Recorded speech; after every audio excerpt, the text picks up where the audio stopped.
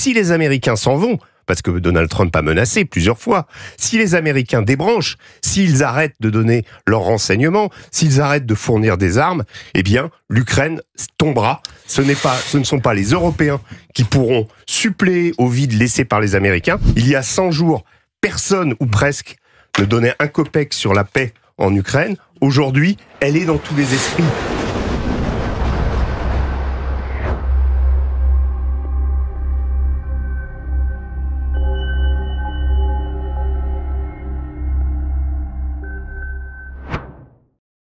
Régis Le Sommier, bonjour. Bonjour Pascal. Comment allez-vous? Ça va toujours pas mal.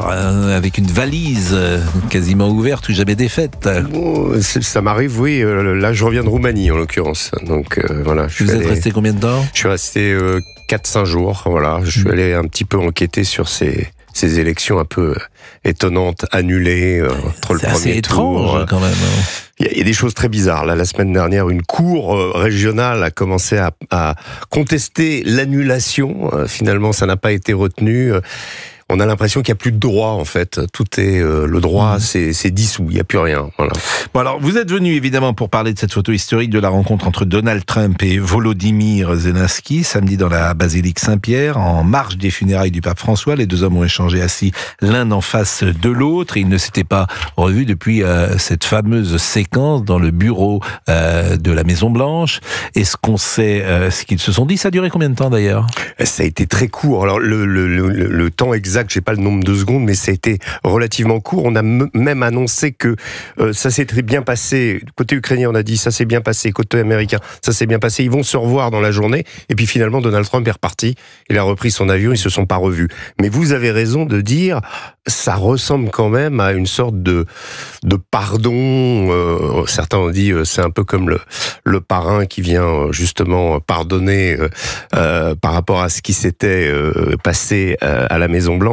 Moi, j'y ai plus vu quand même le côté, ça se passe sous les auspices de Saint-Pierre. Les reliques d'ailleurs du saint fondateur de l'Église sont en dessous. Dans cette église, ça se passe au moment de la mort du pape.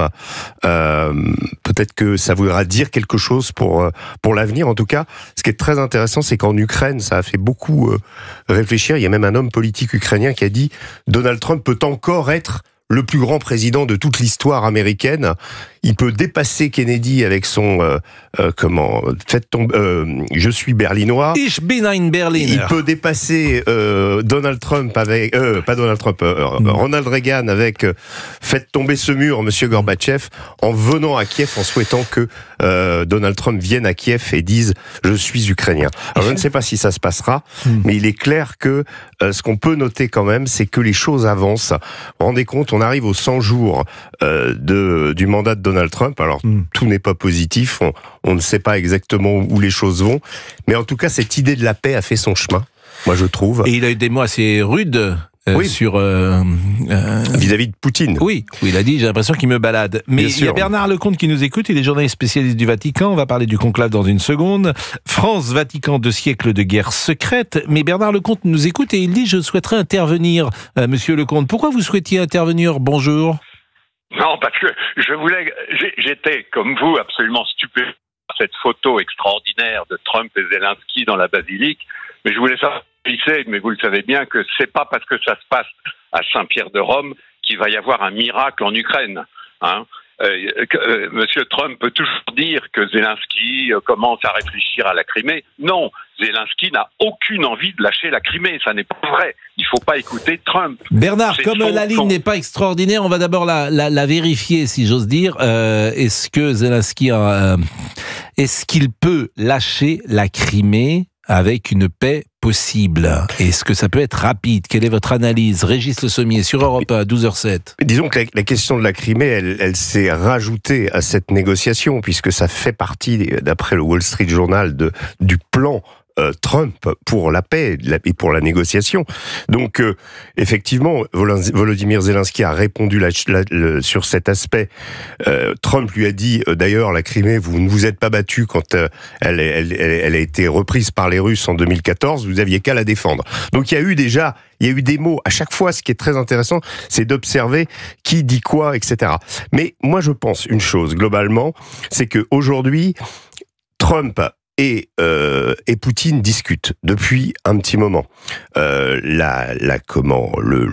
L'émissaire de Trump, Steve Witkoff, était encore à Moscou il y a 2 jours. Ils discutent sur un plan qui est bien plus large que l'Ukraine. C'est-à-dire que aujourd'hui, Vladimir Poutine et Donald Trump sont en train d'établir les fonds baptismaux d'une relation américano-russe comme jamais on en a vu dans l'histoire. Et pour ça, je pense que Poutine pourrait céder. C'est-à-dire que la question de l'Ukraine et de sa guerre en Ukraine, à mon avis, va en dessous d'une redéfinition complète qu'on est en train de voir sous nos yeux de la relation entre les Américains et les Russes. Et je pense que Poutine est parfaitement conscient qu'il a là une occasion historique, de même que Zelensky est aussi parfaitement conscient que si les Américains s'en vont, parce que Donald Trump a menacé plusieurs fois, si les Américains débranchent, s'ils arrêtent de donner leurs renseignements, s'ils arrêtent de fournir des armes, eh bien, l'Ukraine tombera. Ce ne sont pas les Européens qui pourront suppléer au vide laissé par les Américains. Donc, d'un côté comme de l'autre, Donald Trump conserve des cartes, conserve des choses. Et je vous dis encore une fois, il y a 100 jours, personne ou presque ne donnait un copec sur la paix en Ukraine. Aujourd'hui, elle est dans tous les esprits. Dernière chose, est-ce qu'on peut éviter la capitulation ukrainienne ? Mais si aujourd'hui on reste dans la configuration actuelle et que les États-Unis cessent d'alimenter l'Ukraine, cessent d'envoyer des armes, cessent leurs renseignements, actuellement c'est pas le cas. Les États-Unis continuent à renseigner l'Ukraine. Et c'est fondamental. Si les États-Unis cessent de le faire, la capitulation de l'Ukraine pourrait intervenir de façon beaucoup plus rapide. Je cite Alexei Arestovitch, qui est l'ancien conseiller, l'un des premiers conseillers de Volodymyr Zelensky, qui disait « Le problème, c'est que si on n'accepte pas l'accord aujourd'hui, on risque de perdre 4 régions. Dans 6 mois, on risque d'en perdre 8.